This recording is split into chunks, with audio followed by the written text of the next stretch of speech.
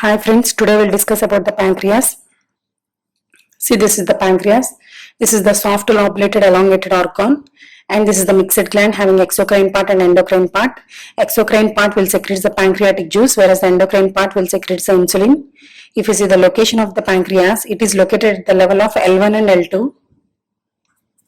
L1 and L2 across the posterior abdominal wall behind the stomach, and it is separated from the stomach by the lesser sac.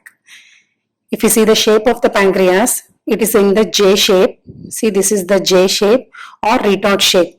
Retort shape means a inverted flask. If we assume the pancreas is in a retort shape, the bottom of the retort will represent the head of the pancreas, whereas the stem of the retort will represent the neck, body, tail. This is the shape of the pancreas. And if you see the size of the pancreas, it is 15 to 20 centimeters long. 15 to 20 centimeters long, and it is 2.5 to 3.8 broadness and 1.2 to 1.8 thickness. And if you see the weight, approximately it is about 90 grams. This is about the size of the pancreas. In the parts of the pancreas, first we have to know about the head. Head, which is enlarged flattened right end of the pancreas, which is located in the concavity of the duodenum. See, this head is mostly related to the concavity of the duodenum, and this head is having the superior border, right lateral border, and inferior border, and one uncinate process. If you see the surfaces, anterior surface and behind one is the posterior surface. Now first we will know about the borders. This is the superior border. The superior border is related to the first part of the duodenum and superior pancreatico-duodenal artery, whereas the inferior border of the head is related to third part of the duodenum and inferior pancreatico-duodenal artery, whereas the right lateral border, it is related to the second part of the duodenum and bile duct. See here, bile duct, this is the head part. On the posterior side, we'll see this bile duct, and it maintains a relation with the anastomosis between superior and inferior pancreatico-duodenal artery. And if you see the uncinate process, that completes the borders. If you see the surfaces, see, this is the surface on anterior surface from above downwards. First one, it is related to the first part of the duodenum, and next one is transverse colon and jejunum, coils of jejunum. If you see on the posterior surface relations for the head, there is a inferior vena cava with right renal vein and bile duct. Along with it, right crest of diaphragm. These are the posterior surface relations of the head. Next we will see the uncinate process. This is the uncinate process. This is the small elongated process from the left end of the pancreas towards the left side. From the head, this is the head, we'll see a small elongated process from the left end of the pancreas. See, this is the right side, right end, and this is the left end. Left end of the pancreas towards left side. This is known as the uncinate process. If you see the relations for the uncinate process, anteriorly it is related to superior mesenteric vessels, vein and artery. See, this is the uncinate process. It is related to superior mesenteric vessels. Posteriorly it is related to the aorta. This is about the head and uncinate process. Next we will see the neck. If you see the relations for the neck, anteriorly it is related to the peritoneum of the lesser sac and pyrolus of the stomach. Posteriorly it is related to the termination of the superior mesenteric vein and beginning of the portal vein. See, these are the relations for the neck. After neck, head, neck, and now we will see the body, which is elongated towards the left side. Slightly, it is inclined upwards and backwards. Now we will see the surfaces and borders for the body. If we cut the body, it is in a triangle shape.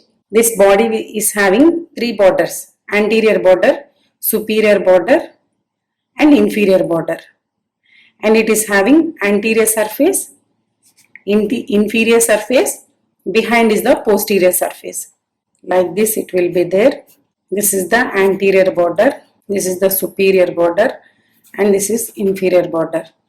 This is the anterior surface, inferior surface, and posterior surface. If you do a cut section for the body of the pancreas, it will be like this. Now we'll see the borders for the body. First one is the anterior border. Anterior border is completely related to the root of transverse mesocolon. Superior border, just lateral to the neck part. A small part of the superior border is inclined upwards to form an elevation that is known as a tuberomental. At that level of tuberomental, it is related to the celiac trunk. This celiac trunk on its right side gives the hepatic artery, on its left side it gives the splenic artery. Now we'll see, this is about the superior border. Now we'll see the inferior border.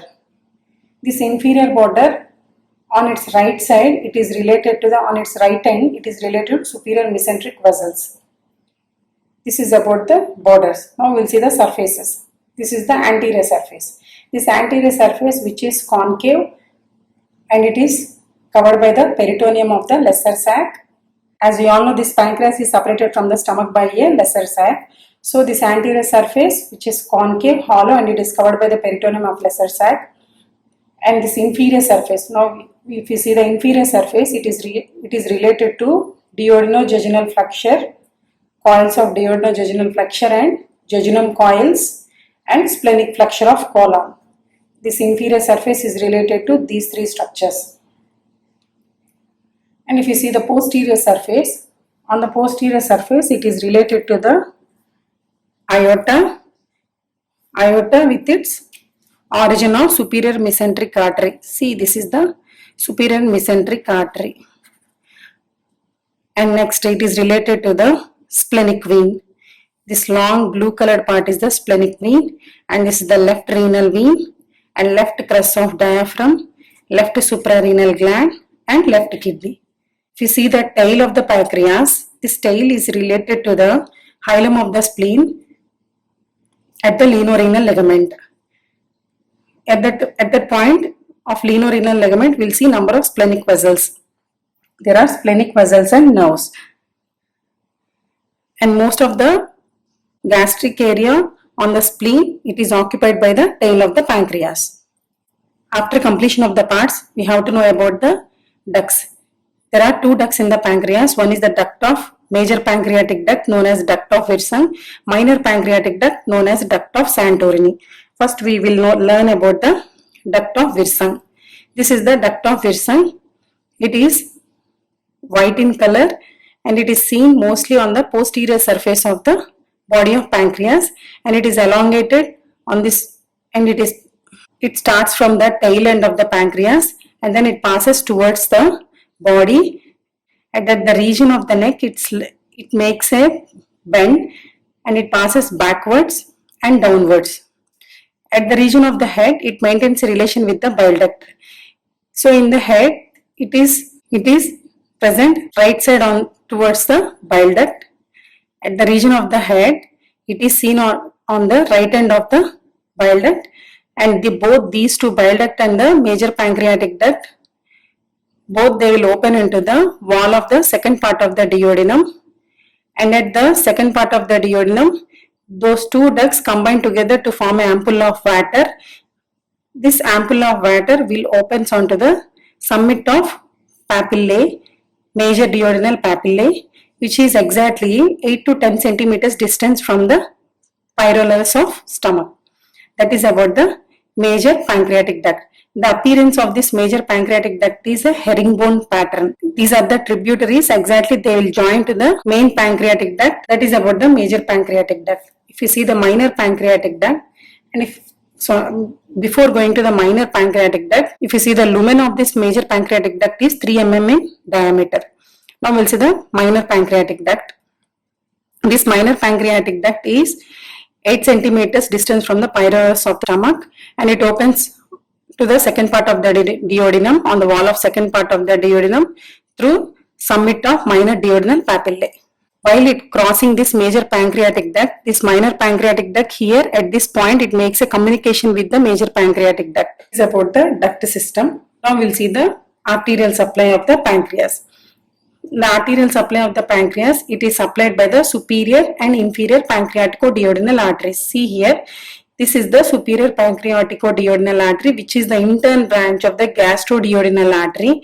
This gastroduodenal artery is the intern branch of common hepatic artery, and it is the branch coming from the celiac trunk. So first celiac trunk will give us a branch known as a common hepatic artery. This common hepatic artery divides into the proper hepatic artery and gastroduodenal artery. This gastroduodenal artery will give us a superior pancreaticoduodenal artery. And this is the inferior pancreaticoduodenal artery. This one. This is the inferior pancreaticoduodenal artery. It's a branch coming from the aorta. Next, another mode of blood supply is through, actually this is the tortuous artery. This is known as the splenic artery. From the splenic artery, they'll give the branches known as pancreatic branches. So these are the pancreatic branches of splenic artery. From these three sources, there will be the arterial supply for the pancreas. Next one is venous drainage. This venous drainage is mainly by the superior mesenteric vein, splenic vein, joined together to form a portal vein. This is about the venous drainage of pancreas. After venous drainage, we see the lymphatic drainage. The lymphatic drainage is mostly done by the celiac group of lymph nodes, pancreatico-splenic group of lymph nodes, and superior mesenteric lymph nodes. From these three, there will be the lymphatic drainage. And after that, if you see the nerve supply is mainly done by the sympathetic and parasympathetic. Sympathetic, splanchnic group of sympathetic nerves will supply the pancreas by forming a plexus around the vessels. Parasympathetic is by vagus. If you see the development of pancreas, this is the stomach and this is the duodenum. This is the dorsal pancreatic bud and this is the ventral pancreatic bud and this is the gallbladder. This is the liver. So first, for the first clockwise rotation of the gut, this ventral pancreatic bud will come towards the right side and it merges with the dorsal pancreatic bud. See here, this is the first stage and here this is the second stage. Here there are small buds. After that, they will show small development of the pancreas. This is the ventral pancreatic bud and dorsal pancreatic bud. Here at this stage there will be the one clockwise rotation. At that rotation point, this ventral pancreatic bud will come towards the right side and it makes a relation with the dorsal pancreatic bud. At this point, if you see, these are the ducts. This is one duct and this is the duct of ventral bud. This is the duct of dorsal bud. This duct of dorsal pancreatic bud will combine with the duct of ventral pancreatic bud to form major pancreatic duct. Here, the leftover part of the proximal part of dorsal pancreatic duct, here it forms the minor pancreatic duct. And if you see the uncinate process and some part of inferior surface of head of the pancreas is formed by the ventral bud of pancreas and the rest of the pancreas is formed by the dorsal bud of pancreas. This is the ventral bud, this is the dorsal bud.